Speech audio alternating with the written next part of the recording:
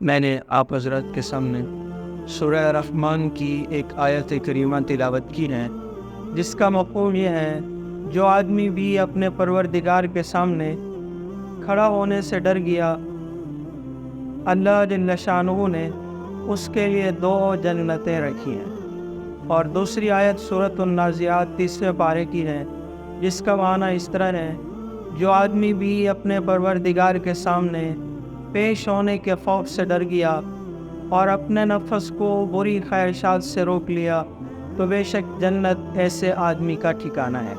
آج ذی الحجہ کی 26 تاریخ ہے۔ ذی الحجہ اسلامی سال کا آخری مہینہ ہے۔ اسی 26 یا 27 ذی الحجہ کو حضرت عمر فاروق رضی اللہ تعالیٰ عنہ خلیفہ ثانی، مراد رسول، سسر رسول صلی اللہ علیہ وسلم، ان کی شہادت کا عظیم ثانیہ اسی تاریخ کو رونما ہوتا ہے۔ حضرت عمر فاروق رضی اللہ تعالیٰ عنہ کی شان، منقبت، فضائل اس حوالے سے آج کے سے 13 برس پہلے اس دنیا میں تشریف لائے۔ آپ نبوت کے 6 سال اسلام قبول کرتے ہیں۔ اسلام قبول کرنے کے وقت حضرت عمر رضی اللہ تعالیٰ عنہ کی عمر مبارک 33 برس تھی۔ آپ کے اسلام قبول کرنے کا قصہ بھی بہت اہم ہے، سبق آموز ہے، دلچسپ ہے۔ حضرت عمر فاروق رضی اللہ تعالیٰ عنہ زمانہ جہالت میں بھی بہادر تھے۔ شجاعت آپ کا وصف تھا۔ جس بات کو حق سمجھتے تھے، صحیح سمجھتے تھے، دلیری کے ساتھ اس بات پر قائم ہو جاتے تھے۔ یہ آپ کے ذاتی اوصاف میں شامل تھا۔ اسی وجہ سے جناب نبی کریم صلی اللہ علیہ وسلم نے اللہ تعالیٰ کی حضور دعا فرمائی: اللہم اعز الاسلام، اے اللہ اسلام کو عزت عطا فرمائیے۔ ان 2 میں جو آپ کو زیادہ محبوب ہو اس کے ساتھ، ایک عمر بن خطاب اور عمر بن حشام، یا عمر بن ہشام کے ساتھ، جس کا لقب ابو جہل تھا۔ اے اللہ اسلام کو عزت دے دیجیے، ان 2 میں سے جو آپ کو زیادہ محبوب ہو ان میں سے کسی ایک کے ساتھ، اس کے اسلام لانے سے اسلام کو عزت دے دیجیے۔ وہی دعا جناب حضرت عمر بن خطاب رضی اللہ تعالیٰ عنہ کی حق میں قبول ہوتی ہے۔ ایک دن آپ تلوار لیتے ہیں اور تلوار لے کے کہتے ہیں: آج میں اس جنگ کو ختم کرنے چلا ہوں جو قریش کے درمیان میں آپس میں چھڑ گئی ہے۔ کسی نے پوچھا کیا ارادہ ہے؟ کہا میرا ارادہ یہ ہے، نعوذ باللہ من ذالک، کہ جناب نبی کریم صلی اللہ علیہ وسلم کو میں شہید کرنے چلا ہوں۔ راستے میں حضرت نعیم رضی اللہ عنہ ایک صحابی ہے، ان سے ملاقات ہوئی۔ وہ پوچھنے لگے: اے عمر کہاں کا ارادہ ہے؟ حضرت عمر نے اپنا ارادہ بتلایا تو انہوں نے سمجھداری کے ساتھ حضرت عمر رضی اللہ تعالیٰ عنہ کا رخ بدل دیا۔ کہا: اے عمر، بعد میں جائیں جناب نبی کریم صلی اللہ علیہ وسلم کے پاس، پہلے اپنے گھر کی تو خبر لو۔ آپ کی بہن حضرت فاطمہ ایمان لا چکی ہیں۔ حضرت عمر رضی اللہ تعالیٰ عنہ کا غصہ اور بھڑک اٹھا۔ آپ اپنی بہن کے گھر تشریف لے گئے۔ اپنی بہن کے گھر گئے اسی حال میں کہ آپ کے ہاتھ میں تلوار تھی، غصے کی حالت میں تھے، جلال کی حالت میں تھے۔ آپ کے بہنوئی حضرت سعید اور آپ کی بہن حضرت فاطمہ، یہ حضرت خباب رضی اللہ تعالیٰ عنہ سے قرآن سیکھ رہے تھے، اور انہی دنوں میں سورۃ طٰہٰ کی ابتدائی آیات کریمہ نازل ہوئی تھی۔ وہ آپس میں پڑھ رہے تھے، سیکھ رہے تھے۔ انہوں نے جب حضرت عمر رضی اللہ تعالیٰ عنہ کے آنے کو محسوس کیا، حضرت خباب کو گھر کے ایک کونے میں چھپا دیا۔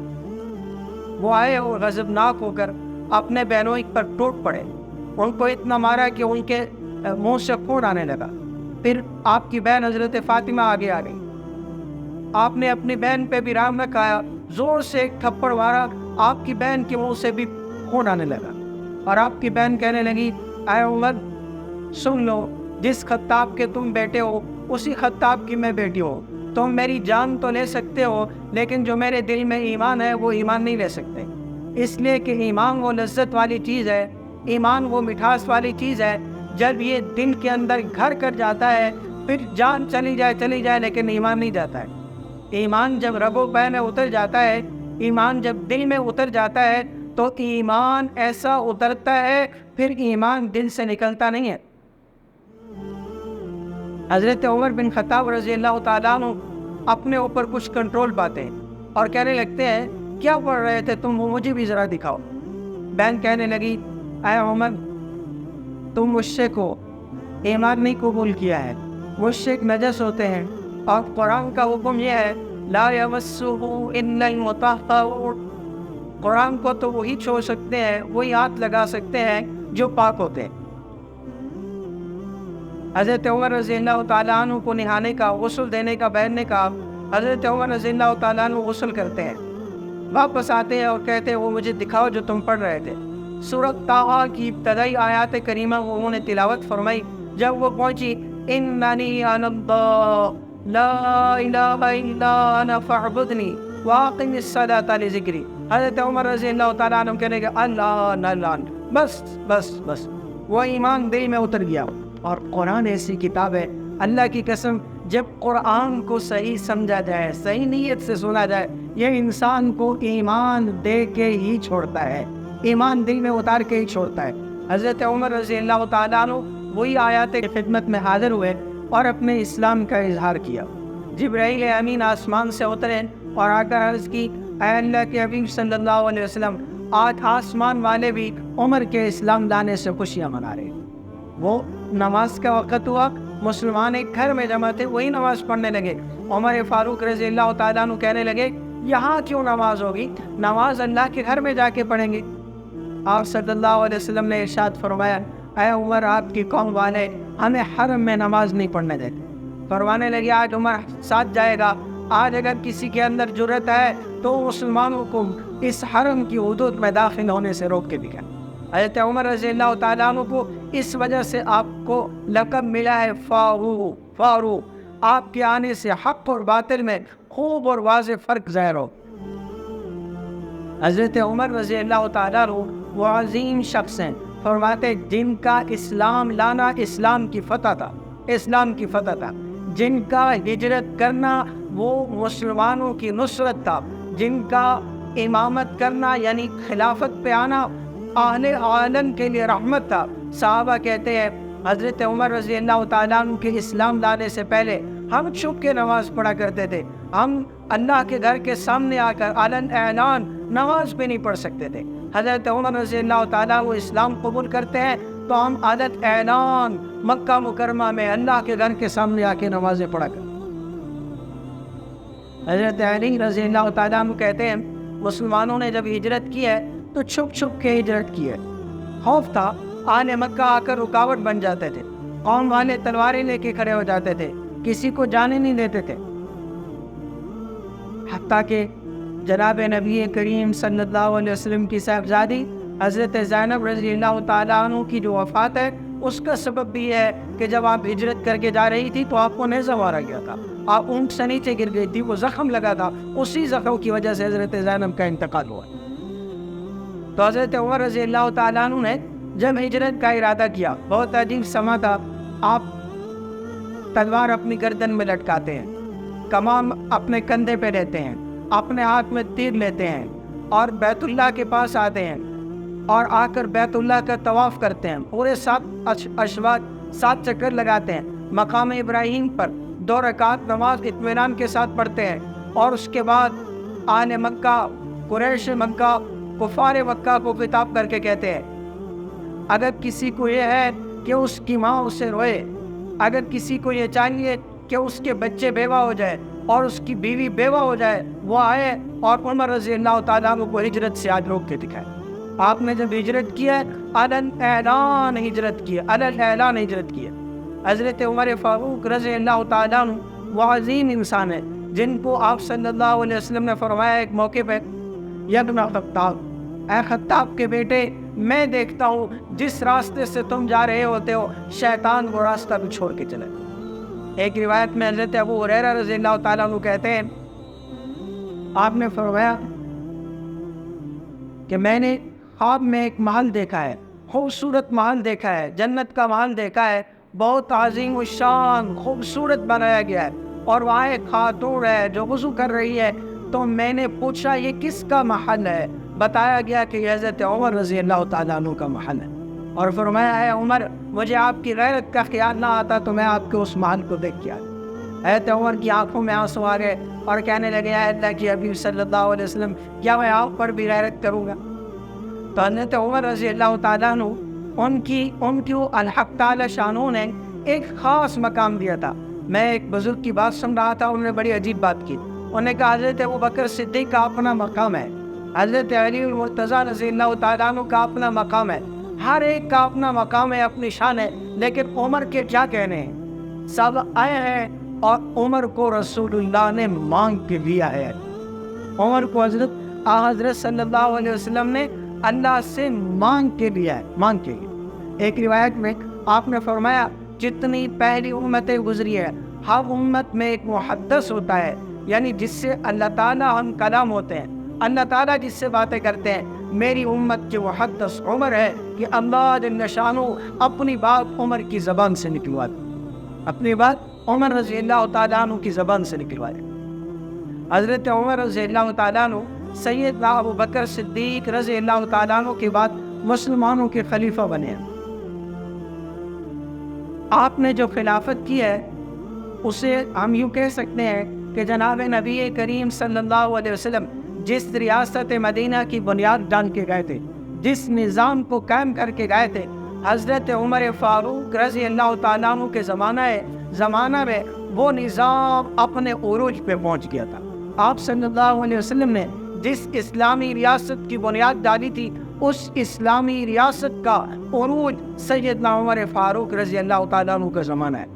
22 لاکھ مربع میل پر حضرت عمر رضی اللہ تعالیٰ عنہ نے حکومت کی ہے، اور کیسی حکومت کی ہے؟ ایسا عدل، ایسا انصاف کہ آج تک بھی ان کا عدل، مساوات، غریب پروری وہ آج بھی عمر لا کے حساب سے، عمر لا کے نام سے یورپ کے اندر بھی لکھا ہوا ہے عمر لا۔ وہ مثالی نظام قائم کر کے گئے۔ آپ کی عادت شریفہ تھی لوگ رات کو آرام کرتے، اور حضرت عمر رضی اللہ تعالیٰ عنہ رات کو پورے مدینہ کے اندر ارد گرد چکر لگا رہے ہوتے کہ کوئی مدینہ والوں کو خطرہ پیش نہ آ جائے۔ کوئی مسلمان اگر کسی مصیبت میں ہے، پریشانی میں ہے، اس کی دکھ کا، اس کی مصیبت کا مداوع کیا۔ ایک دفعہ رات کو چکر لگا رہے، ماں بیٹی کی آواز آ رہی ہے، گھر سے آواز آ رہی ہے، ماں اپنی بیٹی کا امتحان لے رہی ہے۔ ماں اپنی بیٹی سے کہہ رہی ہے اے بیٹی آج دودھ جانوروں نے کم دیا ہے، ہم جو دودھ بیچتے ہیں وہ تھوڑا ہے، اس میں تھوڑا پانی ملا لو تاکہ دودھ پورا ہو جائے۔ ماں بیٹی سے غلط کام نہیں کرانا چاہتی تھی، ماں بیٹی سے امتحان لے رہی تھی۔ میں جو اپنی بیٹی کی تربیت کر رہی ہوں وہ تربیت کس نہج پر پہنچی ہے؟ تو وہ بیٹی کہنے لگی اماں جان آپ نے سن نہیں رکھا امیر المؤمنین نے ملاوٹ کرنے سے روک رکھا ہے، ملاوٹ کرنے سے روک رکھا ہے۔ ماں کہنے لگی بیٹی امیر المؤمنین کو کیا خبر، وہ اپنی آرام گاہ میں ہوں گے، کئی مزے سے کروٹیں لے رہے ہوں گے، نیند کر رہے ہوں گے، وہ یہاں کہاں دیکھ رہے ہیں پانی ملا دو، کسی کو کیا خبر، امیر المؤمنین کو کیا خبر، ان کو کیا پتا کہ امیر المؤمنین بھی ان کی گفتگو سن رہے ہیں۔ اور بیٹی ایک جملہ کہتی ہے، بیٹی کہنے لگتی ہے اماں جان اگر امیر المؤمنین نہیں دیکھ رہے تو امیر المؤمنین کا خدا تو دیکھ رہا ہے، امیر المؤمنین کا رب تو دیکھ رہا ہے، امیر المؤمنین کا اللہ تو دیکھ رہا ہے۔ حضرت عمر رضی اللہ تعالیٰ یہ جملہ سنتے ہیں اور آپ کی آنکھ سے آنسو جاری ہو جاتے ہیں، اور یہ جملہ اتنا پسند آتا ہے آپ نے اپنے بیٹے کا رشتہ اسی بیٹی کے ساتھ کیا جو ماں بیٹی کی آپس میں گفتگو ہو رہی ہو۔ اور جب آپ روزانہ اپنے عدالت کی کرسی پہ تشریف لاتے، فیصلہ کرنے کے لیے تشریف لاتے، گھر سے باہر نکلتے، ہاتھ میں درہ لیتے اور بڑی بہو کو کہتے بیٹی وہ رات کی تاریکی میں جو تو نے اپنی ماں کو جملہ کہا تھا عمر کو ایک دفعہ وہ جملہ پھر سنا۔ وہ بیٹی کہتی اگر عمر نہیں دیکھ رہا تو عمر کا خدا تو دیکھ رہا ہے۔ بس عمر رضی اللہ تعالیٰ عنہ کی آنکھوں سے آنسو جاری ہوتے اور اپنی اس کرسی پہ بیٹھتے، بار بار اس جملے کو دہراتے رہتے اگر عمر نہیں دیکھ رہا تو عمر کا خدا تو دیکھ، عمر کا خدا تو دیکھ۔ ہاں کس امیر المؤمنین کی ہم بات کر رہے ہیں؟ فاتح بیت المقدس. بیت المقدس اہل کتاب کے پاس تھا. حضرت ابو عبیدہ بن جراح رضی اللہ تعالیٰ عنہ، حضرت عمر بن عاص رضی اللہ تعالیٰ عنہ کی نگرانی میں مسلمانوں کی ایک فوج اس بیت المقدس کا محاصرہ کرتی ہے، وہاں جاتی ہے، اور وہ جو اہل کتاب تھے وہ اپنے قلعے میں بند ہو گئے اور مسلمانوں کا مقابلہ کرتے رہے. کئی دن برابر محاصرہ رہا، مسلمانوں کو کوئی خاطر خواہ فتح نہ ہوئی. تو اہل کتاب بھی تنگ تھے، وہ بھی صلح کے لیے آمادہ تھے، لیکن انہوں نے کہا ہم تمہارے ساتھ صلح کرنا چاہتے ہیں. صلح کی شرط یہ ہے کہ تم اپنے امیر المؤمنین سے کہو وہ ہمارے ساتھ اس صلح کے معاہدے میں شامل ہو. تو حضرت عمر بن عاص نے خط لکھا، پیغام بھیجا حضرت عمر فاروق رضی اللہ تعالیٰ عنہ کو کہ آپ اگر تشریف لائیں تو بیت المقدس بغیر خون ریزی کے فتح ہو جائے. امیر المؤمنین نے اپنے دوستوں سے، اپنے اصحاب سے مشورہ کیا. ہر کام مسلمانوں کا آپس میں مشورے کے ساتھ ہوتا ہے. قرآن نے حکم دیا ہے وَشَاوِرْهُمْ فِي الْأَمْرِ، اپنے معاملات میں آپس میں ایک دوسرے سے رائے لیا کرو، مشورہ لیا کرو، حتیٰ کہ گھر کے امور میں گھر والوں سے مشورہ لیا کرو، اور اس سے خیر ہوتی ہے، برکت ہوتی ہے، بھلائی ہوتی ہے. جو کام بھی مشورے سے کیا جاتا ہے اس کام میں کبھی خسارہ نہیں دیکھتا ہے، انسان بھلائی پاتا ہے. بہرحال مشورے سے یہ طے ہوا، حضرت علی رضی اللہ تعالیٰ عنہ نے رائے دی کہ آپ کو جانا چاہیے بیت المقدس. آپ نے ایک اونٹ ساتھ لیا، کچھ ستو لی، کھجوریں لی، پانی کا مشکیزہ لیا اور ایک غلام کو دیا. سفر پر جانے سے پہلے اپنے غلام کے ساتھ طے ہوا ہمارے پاس ایک سواری ہے، دونوں اکٹھے سوار ہوں گے تو سواری کے لیے مشقت بڑھے گی. ہم ایسا کریں گے باری باری آپس میں سوار ہوں گے، منزل بائی منزل. ایک منزل تک آپ کے ساتھ سواری کریں گے، اس منزل کے بعد میں سواری کروں گا اور دوسرا آدمی لگام پکڑے گا. چنانچہ ایسا ہی ہوا. جب بیت المقدس قریب آیا اتفاق سے ایسا ہو گیا غلام کی باری سوار ہونے کی آ گئی اور حضرت عمر رضی اللہ تعالیٰ عنہ کی باری لگام پکڑنے کی. اب وہ غلام کہنے لگا امیر المؤمنین بیت المقدس قریب آ گیا ہے، اہل کتاب کے لوگ آپ کے منتظر ہیں، مسلمانوں کا عظیم لشکر بھی آپ کا منتظر ہے. یہ اچھا نہیں لگے گا کہ غلام سوار ہو اور امیر المؤمنین لگام تھام کے آگے چل رہا ہو. حضرت عمر رضی اللہ تعالیٰ نے فرمایا یاد ہے جب ہم نے سفر شروع کیا تھا تو ہم نے آپس میں طے کیا تھا اب آپ کی باری ہے، آپ نے سوار رہنا ہے اور میں نے لگام پکڑ کے چلنا. میں نے لگام پکڑ، ہاں وہ امیر المؤمنین جس کے نام سے کفر پہ لرزہ طاری تھا، لیکن اس میں عدل کا پہلو اتنا غالب تھا کہ غلام سوار ہے اور آقا اپنے ہاتھ میں لگام تھام کے چل. ایک موقع آیا، رات کے وقت میں آپ گشت کر رہے ہیں، آپ گلیوں میں لوگوں کی، اہل اسلام کی، اہل مدینہ کی خبر گیری کے لیے رات کو چل رہے ہیں. دیکھتے ہیں ایک اعرابی دیہاتی آدمی خیمے کے باہر بیٹھا ہے اور خیمے سے عورت کے رونے کی آواز آ رہی. آپ اس اعرابی سے، دیہاتی سے پوچھتے ہیں کیا معاملہ پیش آیا ہے، کیا بات ہے، کیوں غمزدہ ہو؟ کہنے لگا میں دور سے آیا ہوں، میرا یہاں کوئی بھی نہیں ہے، میری عورت درد ذہ میں مبتلا ہے اور اس کے ساتھ خبر گیری کرنے کے لیے، اس مشکل وقت میں اس کا ساتھ دینے کے لیے کوئی خاتون موجود نہیں ہے. حضرت عمر رضی اللہ تعالیٰ عنہ گھر تشریف لے گئے. اپنی اہلیہ حضرت ام کلثوم سے فرمایا آج ایک نیکی کا موقع آیا ہے، اگر تم نیکی کرنا چاہو تو میرے ساتھ چلو. اہلیہ کہنے لگی ضرور، میں نیکی کو ضائع نہیں کرنا چاہتی. آپ انہیں اپنے ساتھ لے گئے. آپ نے گھر سے کچھ ہنڈیاں بنانے کے لیے جو ضرورت کی چیز تھی وہ ساتھ لی اور ساتھ چلے گئے. اپنے گھر والوں کو اندر بھیجا کہ وہ عورت کی خبر گیری کر رہی ہے اور آپ خود ہنڈیاں بنا رہے ہیں کہ وہ جو عورت درد ذہ میں مبتلا ہے اس کو کچھ کھانے کی ضرورت ہے، موقع پر اس کو کھانا دیا جا سکے. آپ خود وہ پھونکے مار رہے ہیں، خود آگ جلا رہے ہیں، خود ہنڈیاں بنا رہے ہیں. جو ہی بچہ پیدا ہوا آپ کی اہلیہ حضرت ام کلثوم نے آواز دی اے امیر المؤمنین اپنے دوست کو بیٹے کی خوشخبری سنا دو. وہ عربی کانپ گیا، ڈر گیا کیا امیر المؤمنین ہیں آپ میرے لیے رات کے اس پہر میں اپنے گھر والوں کو جگا کے لے آئے؟ کیا میرے لیے رات کے اس پہر میں آپ آگ جلا رہے ہیں، آپ ہنڈیاں رکھ کے بیٹھے ہوئے ہیں؟ یہ وہ خدمت کا عظیم جذبہ تھا مسلمانوں کے ایک عظیم خلیفہ کے اندر۔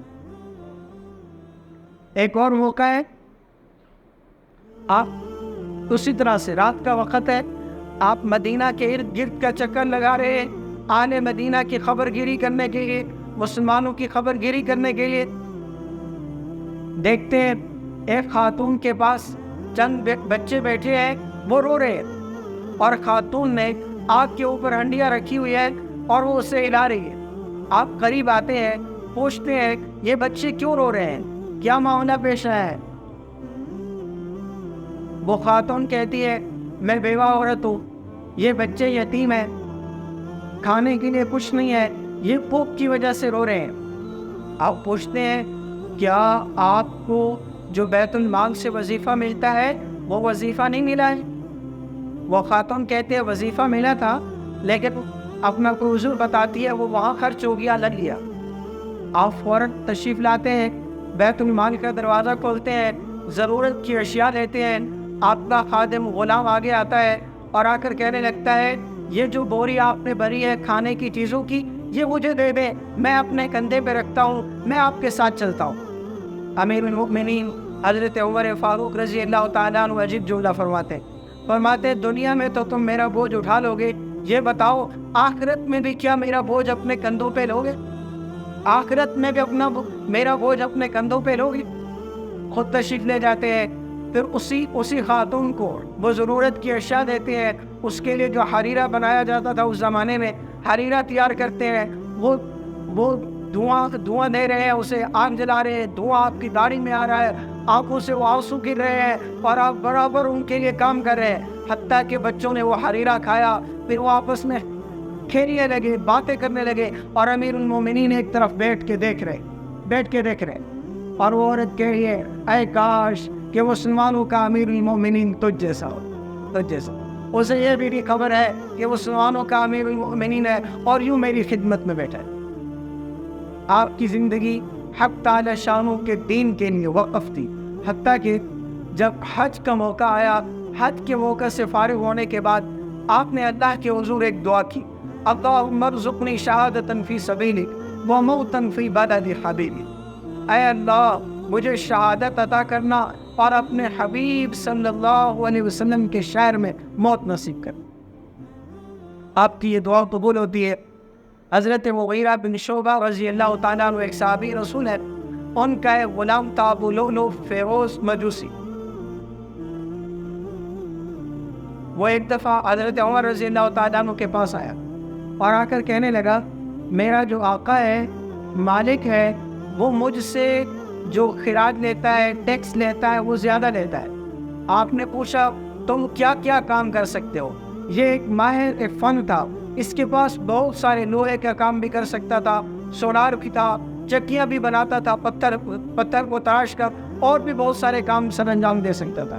تو آپ نے فرمایا جو تمہارا مالک تم سے لے رہا ہے خراج، وہ تو زیادہ نہیں ہے، میں اس سے کم نہیں کرا سکتا ہوں۔ باتوں باتوں میں آپ نے کہا ایک چکی میرے لیے بھی بنا کے دو۔ تو یہ کہنے لگا میں آپ کے لیے ایک ایسی چکی تیار کروں گا جس کا چرچا عرب اور عجم دونوں جگہ پہ ہوگا۔ حضرت عمر رضی اللہ تعالیٰ عنہ سمجھ گئے کہ یہ آدمی مجھے قتل کی دھمکی دے رہا ہے۔ جب وہ چلا گیا، آپ نے اپنے ساتھیوں سے فرمایا یہ آدمی مجھے قتل کی دھمکی دے کے گیا۔ تو جو آپ کے اصحاب بیٹھے تھے کہنے لگے اسے گرفتار کرا لیں۔ کہا نہیں، اس نے ابھی تک جرم کا ارتکاب تو نہیں کیا، جب تک جرم نہیں کیا ہے تو اس کی سزا کیسے دی جا سکتی ہے؟ 26 ذی الحجہ، آج بھی اتفاق سے 26 ذی الحجہ ہے۔ 26 ذی الحجہ آپ فجر کی نماز پڑھا رہے تھے، فجر کی نماز دوران تلاوت یہ آدمی آیا اور اس نے اپنے ہاتھ میں خنجر چھپایا ہوا تھا اپنی چادر میں، اور وہ 2 دھاری دار خنجر تھا اور زہر آلود بھی تھا۔ وہ آیا جب حضرت عمر رضی اللہ تعالیٰ عنہ عین نماز کی حالت میں تھے، قرات کر رہے تھے، اس نے پے در پے 3 وار کی حضرت عمر رضی اللہ تعالیٰ عنہ پر، خون بہا اس درجہ کہ آپ گر پڑے۔ حضرت عبد الرحمن بن عوف رضی اللہ تعالیٰ عنہ آگے ہوئے اور انہوں نے نماز مکمل کی۔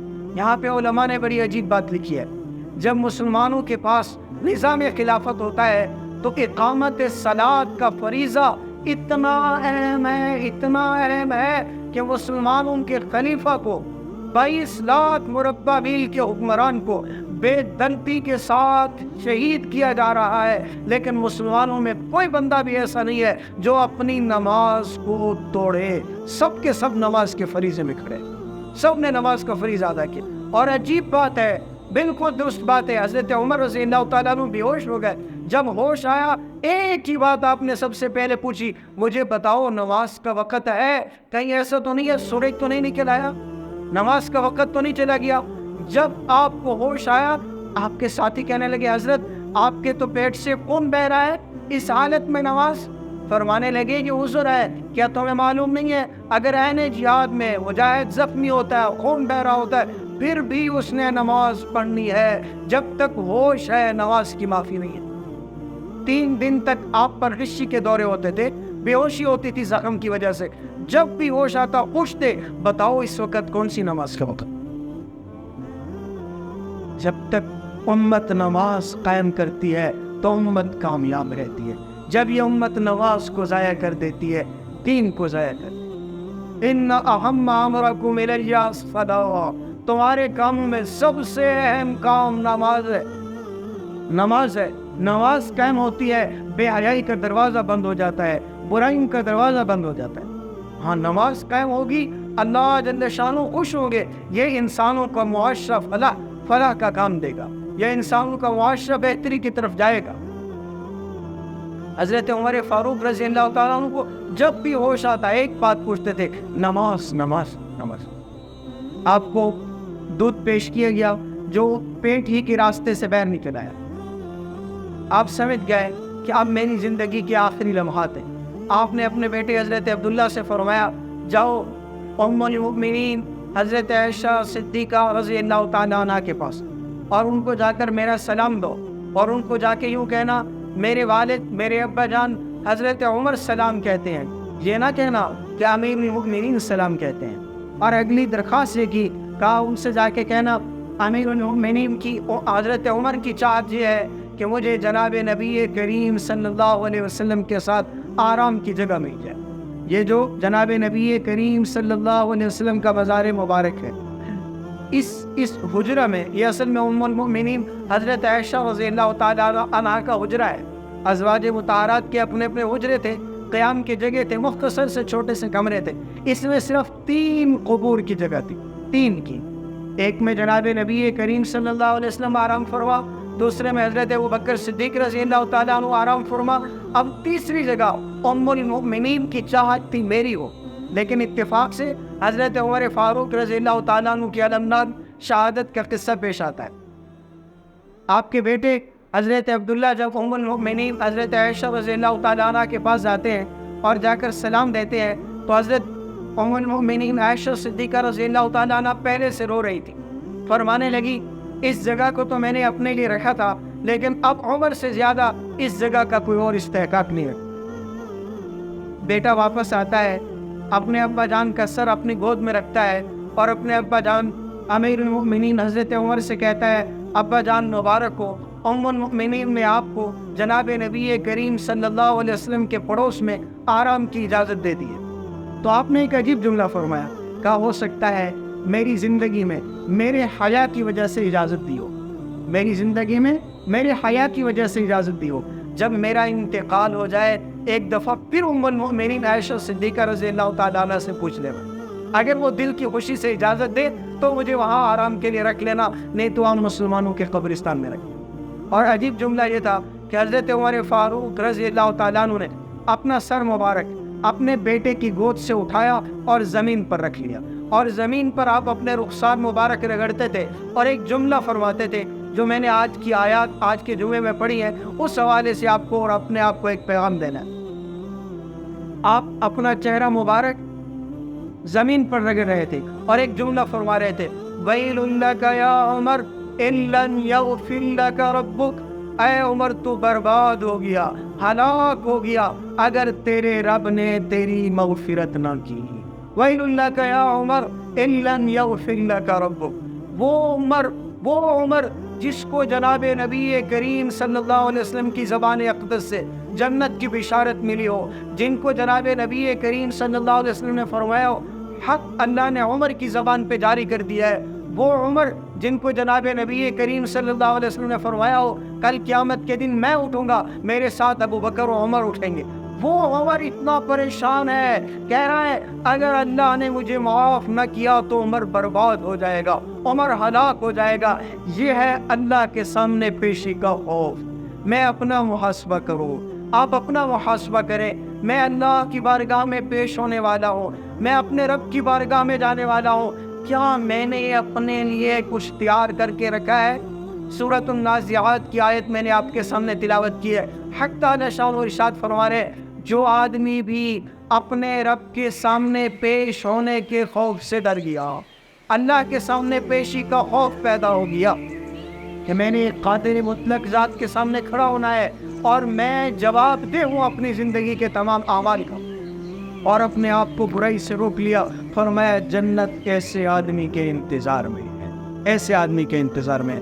اللہ سے دعا ہے اللہ ہم سب کو اپنی آخرت کی تیاری کی توفیق نصیب فرمائے۔ وآخر دعوانا ان الحمد للہ۔